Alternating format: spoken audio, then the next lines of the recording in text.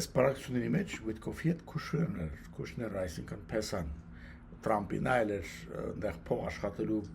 հարցեր լուծում իրար համար, բոլորը իհարկե Տրամպից սկսած Քուշներ եւ այլն մտածում են, որ այս պրեզիդենտությունից հետո ինչ ենք անելու, բա ոնց ենք շարունակելու փող սարքել։ Եվ բոլորը հասկանում են, որ Ուկրաինան լինելով արդեն ամերիկյան հսկողության տակ, կաշառակերությունը հսկվում է, չնայած հիմա սկանդալ եղավ, դրա մասին կխասեմ մի վարքյան, կամ եվրոպական ինչ-որ ինստիտուցիաների հսկողության տակ, այդքան հեշտ չի այնտեղ տենց բաներ անելը։ Շատ իրաց դուր է գալիս դիկտատորները, որտեղ մի հոգու հետ պայմանավորվում ես, ինքը քեզ ռեսուրսները իր երկրի կամ ինչ-ինչ հնարավորությունները տրամադրում է, դու մեծ փող ես սարքում, վերջացավ գնաց, ոչ մեկի հետ պետք չունես հաշվի նստես, ոչ մեկին պետք չի ինչ-որ բան բացատրես, ոչ մեկի հետ պետք չի բանակցես, շատ պարզ է։ Եվ այս